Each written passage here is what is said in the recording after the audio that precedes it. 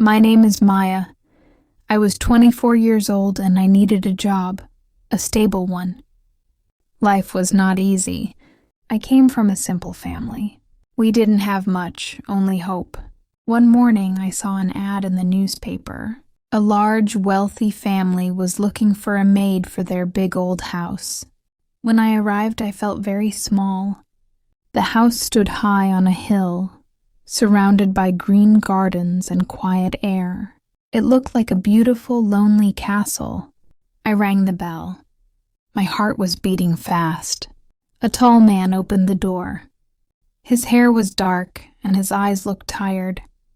He didn't smile. "You're here for the maid position?" he asked. "Yes, sir. My name is Maya," I said softly. He nodded once. "Come in," he said. The air inside was cold and heavy. Everything smelled of dust and silence. He showed me around.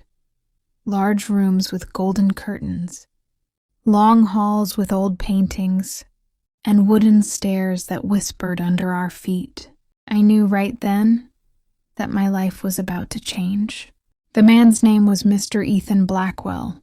He was the owner of the house, young, rich, and important. People in the city spoke his name with respect. He was tall, handsome, and quiet. His dark eyes were sharp, serious, and hard to read. He was known to be strict, never showing much emotion.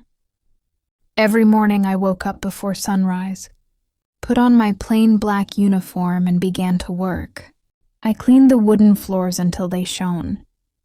I dusted every piece of furniture, every picture on the walls, every small corner of the house.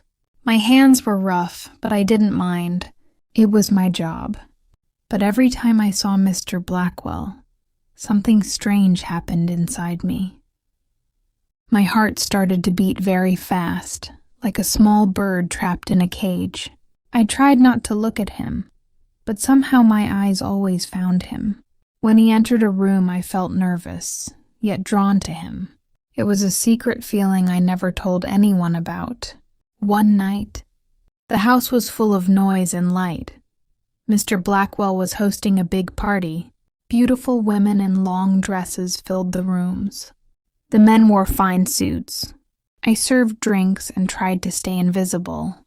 From a quiet corner I watched him, laughing, talking, looking so confident. Then across the crowded room his eyes found mine. For a short second he looked straight at me. My breath stopped. My face burned red. I turned away quickly and ran to the kitchen, my heart racing. Moments later, the kitchen door opened. It was him.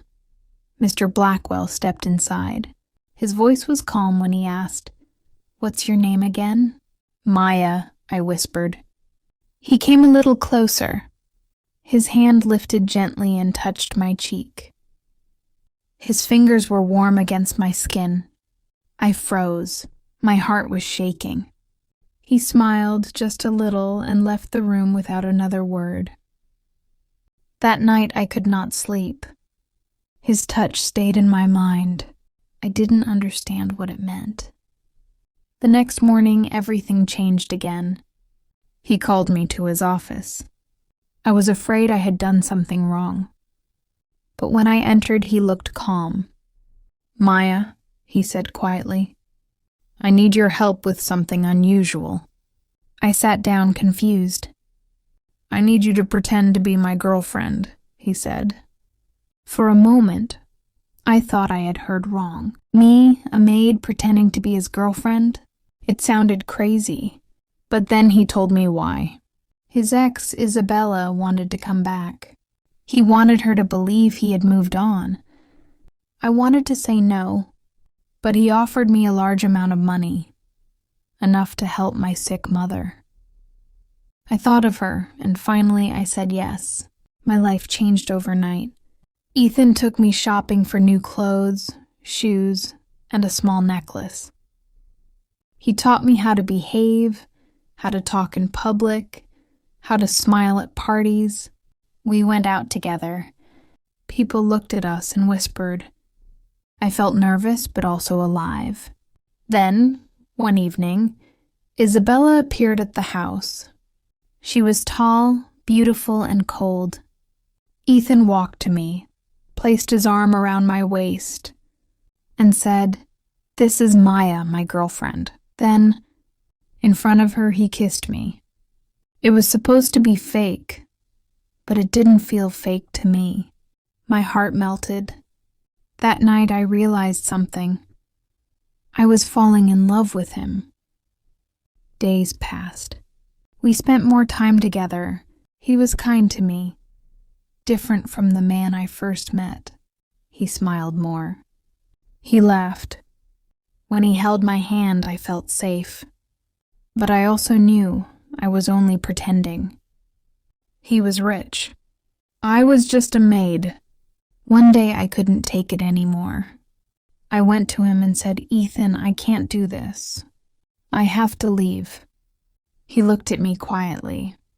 Then he said, "It started as pretend, Maya, but it doesn't feel pretend anymore."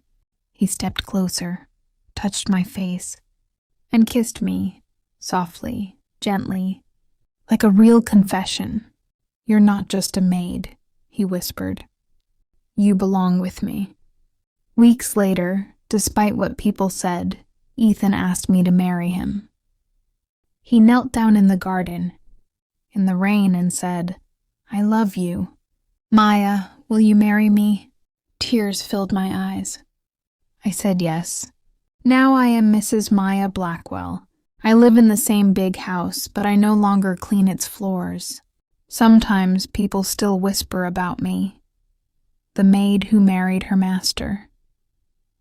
But when Ethan comes home, smiles, and takes my hand, I don't care what anyone says.